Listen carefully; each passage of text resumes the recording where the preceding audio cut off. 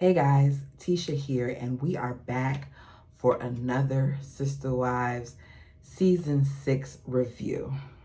I'm starting now by letting you guys know that the gloves are off when it comes to Mary and her child on this episode.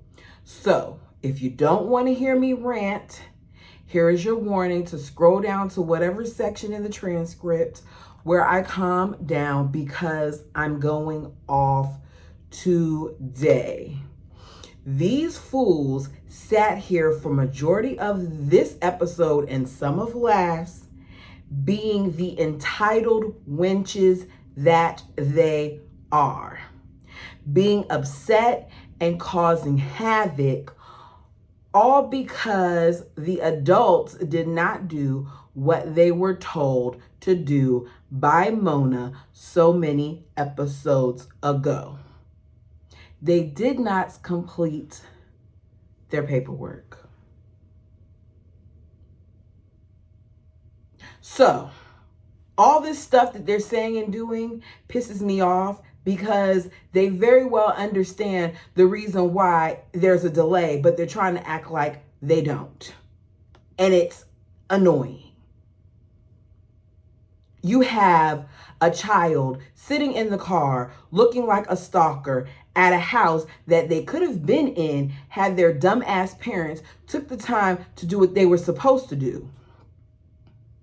Their mama let the bird with low ass credit, with a low credit score from all the BS that they did with their multiple last names and the lies that they told on their ex-husband, get their home finance before Mary, who supposedly didn't have to really worry about it. Because Mary was too busy micromanaging people, making scrapbooks. Thank you, Crucial Taunt. I saw that you said that in the last comment section of the last review. Yes, you're right. She was making scrapbooks. Being a home inspector and shopping for decor for a house that you didn't even know if you were going to get when you already had plenty of Christmas decor. We saw all the green and red totes that you had laid out. It looked like Christmas exploded. But you don't understand why you're not in the house. The entitlement in this episode pissed me off so much that I really don't know how much of it I'm going to review and how much of it is going to be like what you're getting now where I'm ranting, because that's just how upset I was.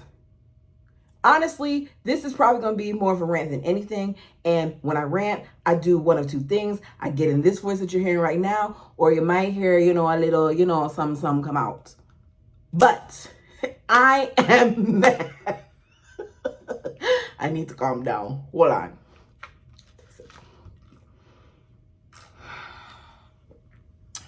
All right.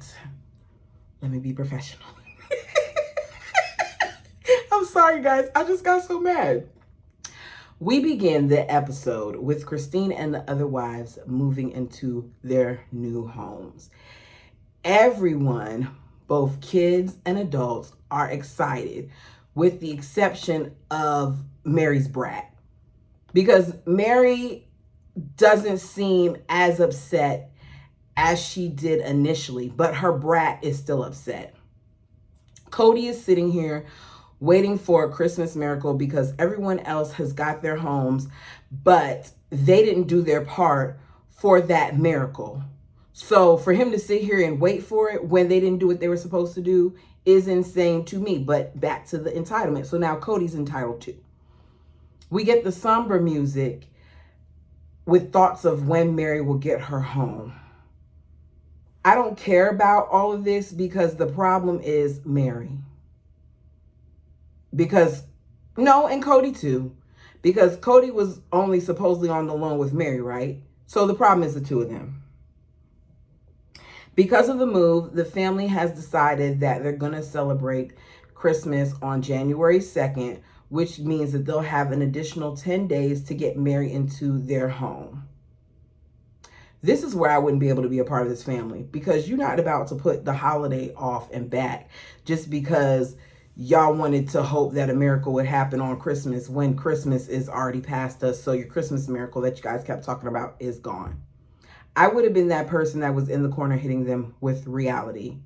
They talk about how because of how often they move, they should be the Brown Moving Company. I wouldn't want movers that are unorganized like them, because everything that they do, including moving, looks chaotic to me. Leon is sitting in the car and they are pissed, looking like a stalker, as I said before, because they have no house. When I say, if you haven't watched it, the car is on.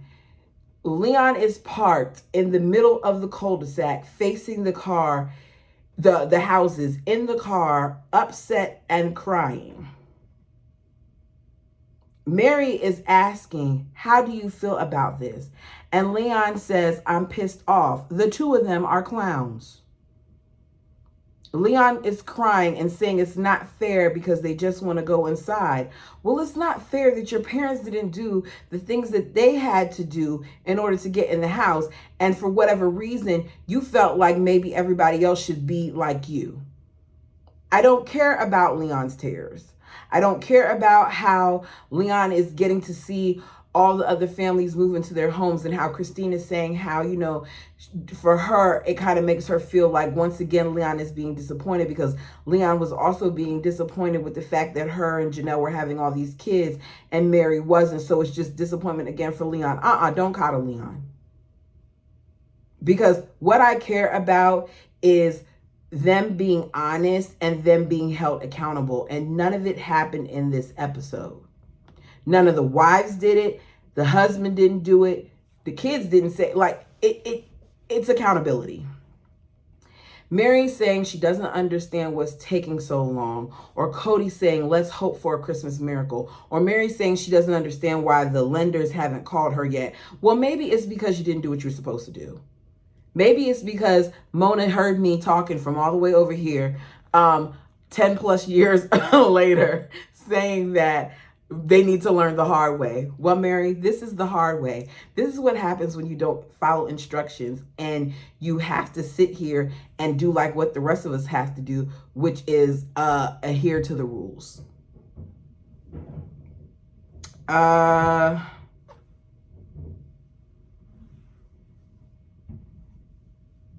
We find out that they are really already happy about the cul-de-sac because we see the kids mingling and they have the end of the street to themselves.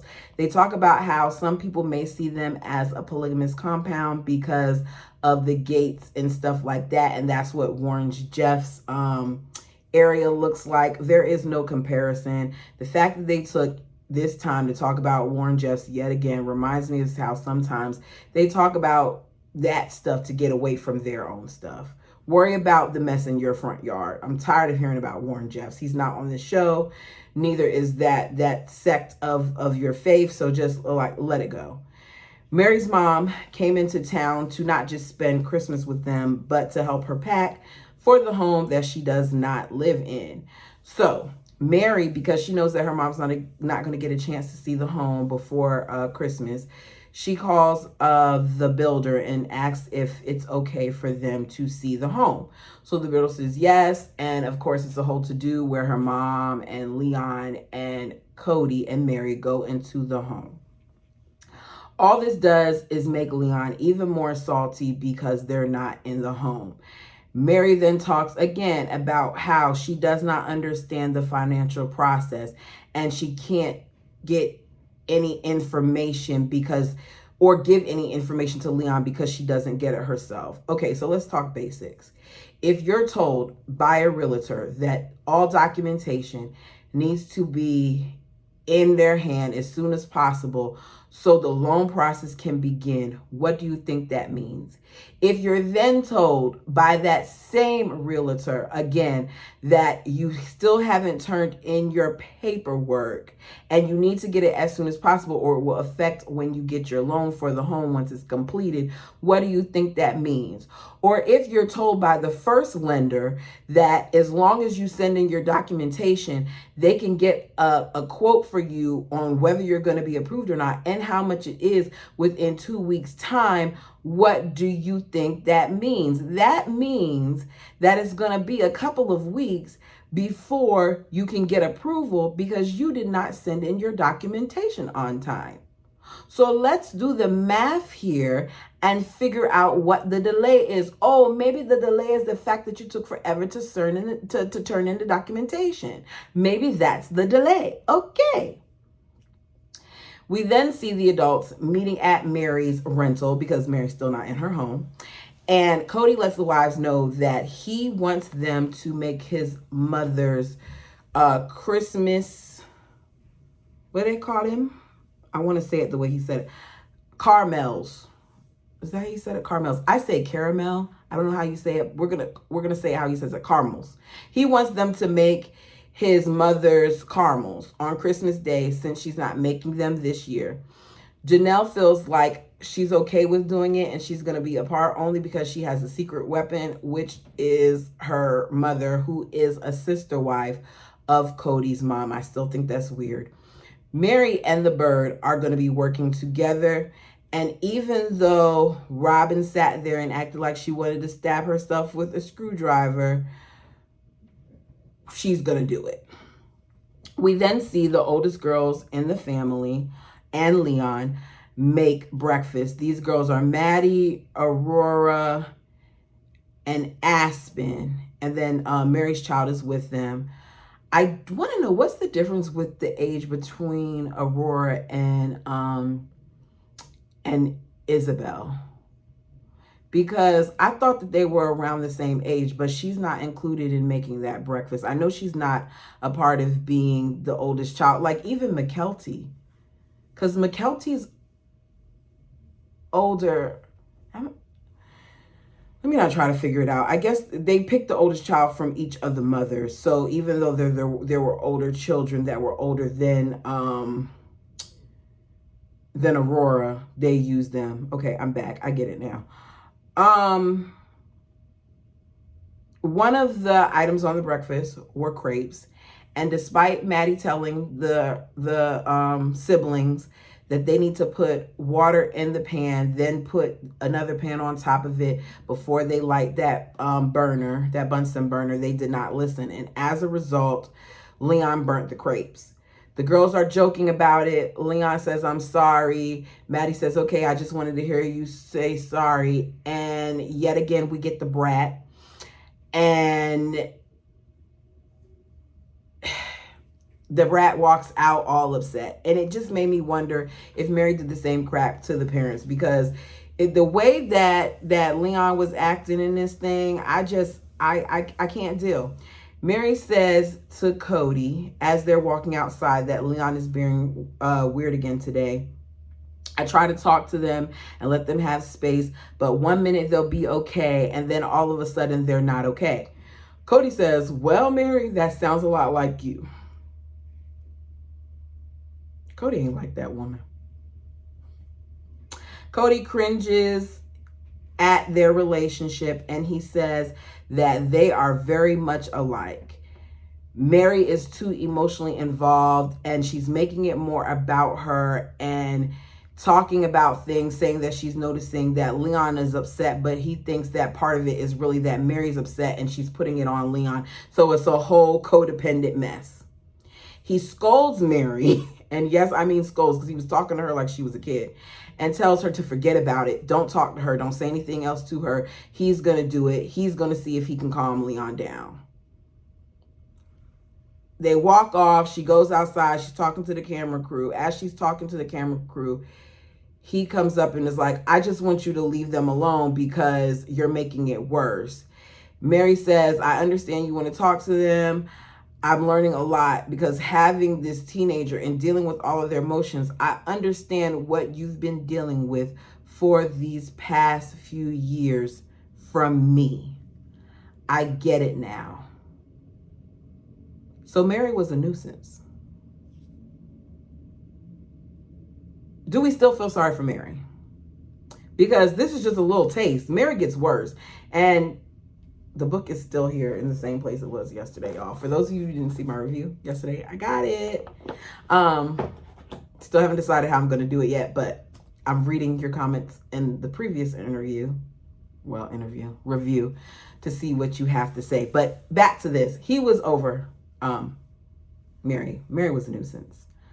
She says that she sees herself in Leon so much that because of how badly Leon is, that it makes Mary want to improve herself because what they see in their child.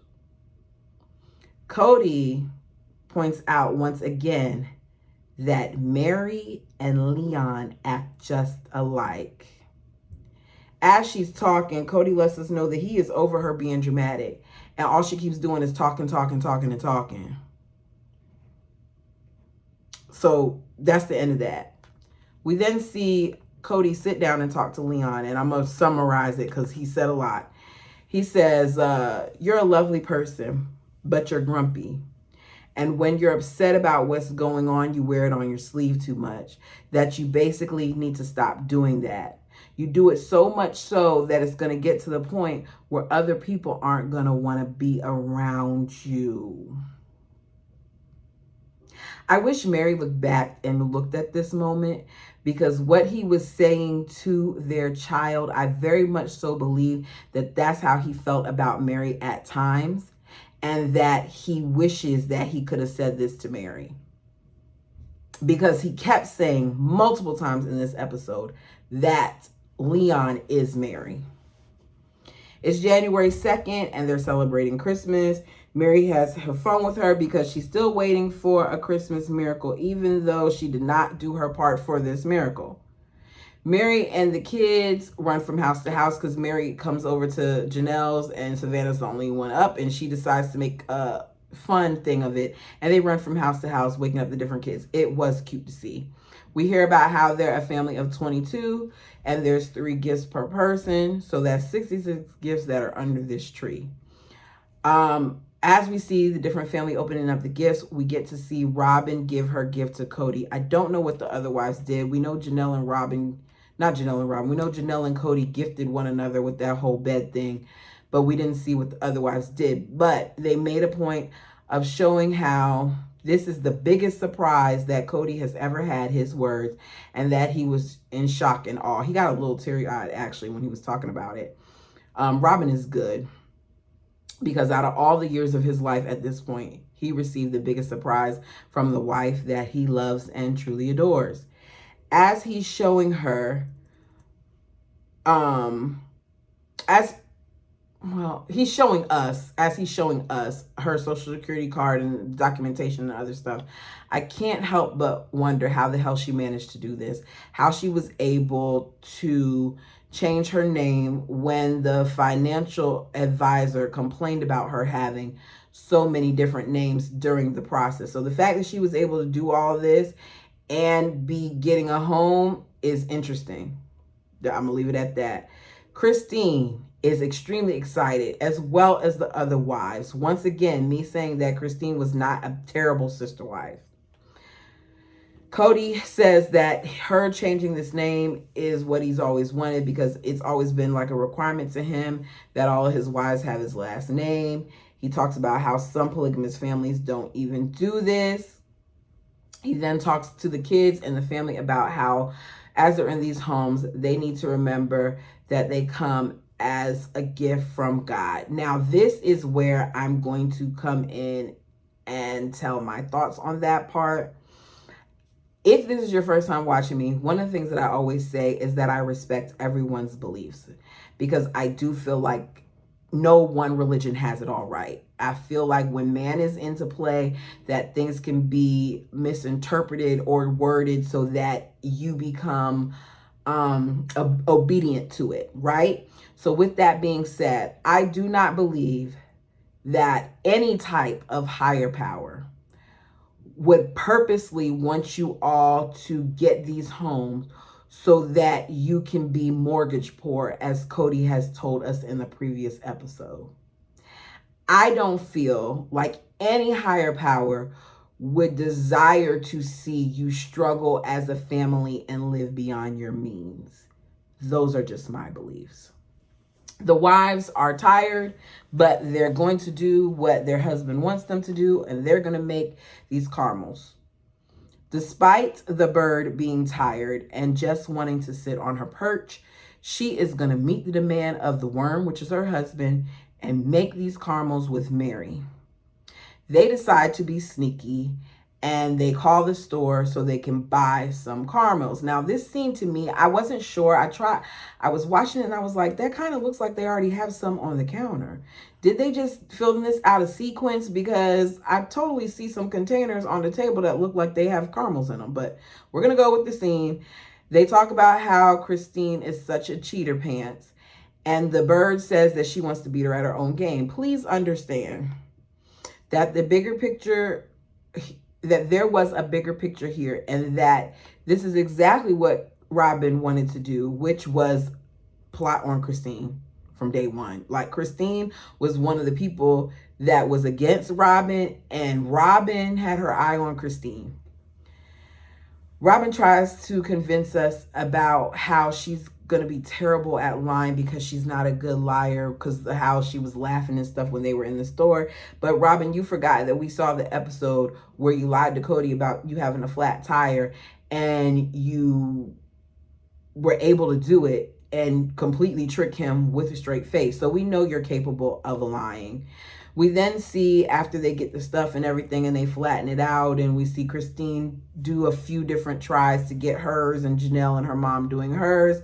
It's taste test time, and Cody picks Christine's as the best one. They get back to doing this family mission statement where most of the kids are not interested.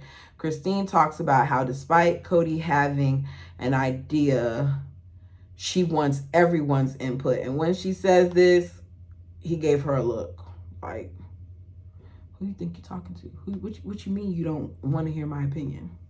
Janelle says she does not see a point in doing this mission statement or these meetings. I agree, because they're forgetting the main point of it. As they're doing this and they're coming up with the different plans and different statements, it's once again a disagreement because it's way too many opinions, and everything that they do turns into this, and a lot of people aren't interested. That's the end of that. It's another day, and Mary and Leon are still talking about whether they're going to get the home or not. As I said before, y'all didn't do what you were supposed to do, so I don't feel bad no matter what music they're playing. Mary keeps talking about the faith that she has, that they're going to get it. And then we see that they get a phone call. They get the house on the next day following when they celebrated Christmas, so January 3rd, which is what Mona kind of told them was probably going to happen, because she said, we're running into a holiday. It's going to be after the holidays when you get it. So if Mary had listened in the first place, then she would have known that around this day was when she was going to get it. Mona deserves a vacation from them. She really does. Cody and Mary go to the house. They sign whatever they have to sign. They get the keys. They then go to Leon's job, where they surprise Leon with the keys. And even though this was supposed to be a great moment, I didn't feel any connection to it. I was like, okay, I don't care, because I haven't forgotten how badly Leon acted before all of this. So I don't care. Leon was happy, got to leave work early, went ahead and moved in that night with the rest of the family. Cody lets us know that this was the best Christmas ever. Y'all let me know your thoughts. Oh, before I forget. Where's my phone? I don't want to say. Crucial Taunt. Crucial Taunt pointed out something that I missed in the last episode, and I want to talk about it here. If you have HBO Max, you can watch it, but I believe this is what she was saying for me to look at. And I'm sorry, I don't even know if Crucial Taunt, I don't know what your pronouns are, so forgive me if I'm using the wrong one. But you said that I should look back at around 8 minutes left, well, onto that episode and watch how Robin was with Truely. Let me tell you this. Okay, for those of you who don't know, what happened was Christine had handed out all the different gifts to the kids where, you know, they had their name and they had the description of characteristics that describe them, right? So you see Truely playing around, because she's a little kid, she's 2, playing around and touching things and whatever. Well, she comes over by Robin, and I think Robin was with Brianna, and she was reading the stuff, and she touches the thing, and Robin pushes her hand out of the way. I'm going to tell you all this. If Robin had done that to my child, Robin would have been on the floor. Because when it comes to my child, my nieces, I don't have any nephews, my nieces, and you do something like that, Mama Bear comes out. And it was wrong, and it just reminds me that Robin never liked Truely.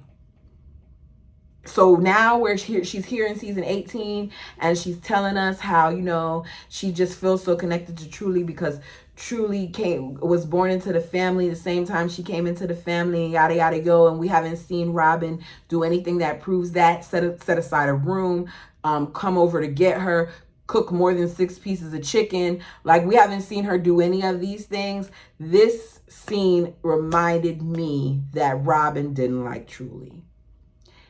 Go back and watch it and let me know what you all think. That's what I gathered from it. I'm on the road to 400 subscribers. I would love to have it done. I was going to say before the end of the month. Bump that. I would love to have it done by the end of the week. If it doesn't happen, I'll be okay with that. But if you are watching and you have not yet subscribed, what are you waiting on? Go ahead and do it. Please like the video. Please leave a comment. I love your comments. Sometimes your comments give me ideas for like our say what and and stuff like that. I tried not to laugh. It came out anyway. Thank you so much. I appreciate you all watching. I appreciate your thoughts and opinions.